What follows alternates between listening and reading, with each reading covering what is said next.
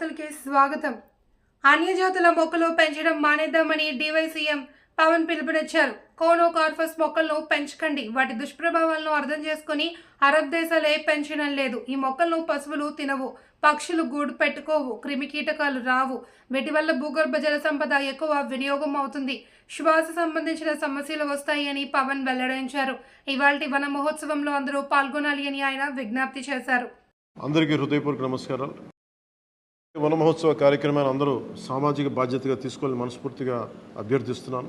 పర్యావరణ సమతుల్యత కోసం పచ్చదనాన్ని పెంచాలి అనేది ఎన్డీఏ కూటమి ప్రభుత్వ లక్ష్యం. 29% ఉన్న పచ్చదనం 50% తీసుకెళ్లాలే లక్ష్యంగా పనిచేస్తున్నాం. ఈ వన మహోత్సవ కార్యక్రమంలో మరొక ముఖ్య విషయం, వృక్షజాతుల ఎంపిక చాలా కీలకం. అవి స్వదేశీ వృక్షజాతులను ఎంపిక చేసుకోవటం చాలా అవసరం.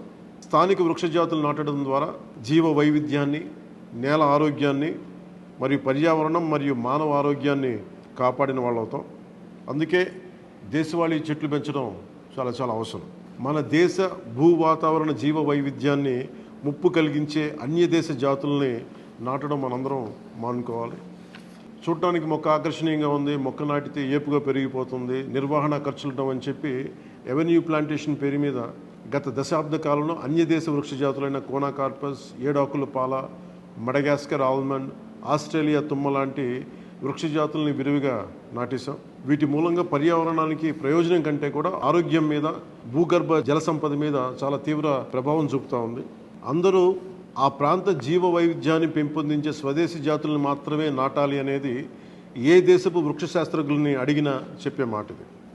కానీ ఆ వాస్తవాన్ని విస్మరించి విదేశీయ మొక్కల మోసుతో రాష్ట్రమంతటా కోనాకార్పస్తో నింపేశారు. కోనాకార్పస్ అసలు మొదట పరిచయం చేసిన అరబ్ దేశాలే దాన్ని నిషేధించినాయి. ఎందుకంటే దాని దుష్ప్రభావాలను గుర్తించిన వెంటనే నిషేధించారు, తీసేశారు. మన దేశంలో తెలంగాణ, గుజరాత్, కర్ణాటక, అస్సాం ప్రభుత్వాలు కూడా వీటిని నిషేధించినాయి. ఈ కోనాకార్పస్ లాంటి విదేశీ వృక్ష జాతుల మూలంగా జరిగే అనర్థాలు చాలా ఉన్నాయి. అవి ముఖ్యంగా మన భూగర్భ జల సంపదను హరించి వేస్తాయి, శ్వాస సంబంధ ఆరోగ్య సమస్యలకి కారణమవుతున్నాయి. కోనాకార్పస్ ఎలాంటి వృక్ష జాతి అంటే పశువులు తినవు, పక్షులు గూడు పెట్టవు, కనీసం పక్షులు కూడా వాలవు. చెట్టుని చేమని ఆధారంగా చేసుకుని బతికే క్రిమికీటకాలు కూడా ఈ చెట్లు జోలికి రావు. పక్షులే దూరంగా ఉండే ఈ మొక్కల్ని మనం మోజులో పడి ఎందుకు వేయాలి అనేది కీలకమైన ప్రశ్న. అందుకే ప్రతి సంవత్సరం జూన్, జూలైతో మొదలై నవంబర్లోని కార్తీక సమారాధన వరకు కొనసాగే ఈ వన మహోత్సవ కార్యక్రమంలో మన స్వదేశీ జాతులైన జీవ ఇంధనంగా ఉపయోగపడే కానుగ, వేప, చింత, ఉసిరి, శ్రీగంధం, ఎర్రచందనం, రావి, మర్రి, రేల, దిరిసెన, సీత, అశోక, మారేడు, నేరేడు, దేవకాంచనం, తెల్లమద్ది, మామిడి, కదంబం, జమ్మి, వెలగ, సీతాఫలం ఇలాంటి ఇంకా ఎన్నో మన జాతుల మొక్కల్ని నాటాలని అందరినీ అభ్యర్థిస్తున్నాం, కోరుకుంటున్నాం. 29% ఉన్న మన పచ్చదనాన్ని 50% తీసుకెళ్లే లక్ష్యంగా చంద్రబాబు నాయుడు గారి నాయకత్వంలో కూటమి ప్రభుత్వం పనిచేస్తుంది. అందరం కలిసి పచ్చదనాన్ని పెంచుకుందాం, పర్యావరణాన్ని కాపాడుకుందామని తెలియజేసుకుంటూ జై హింద్.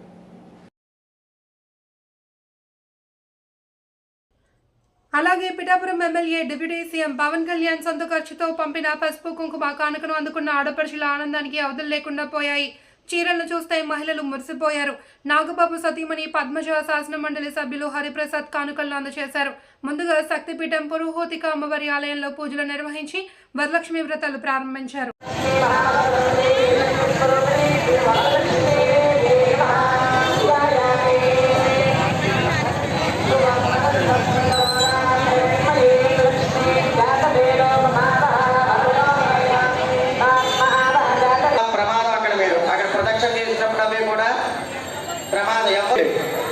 పువ్వులు వేయండి, పువ్వులు వేయాలి.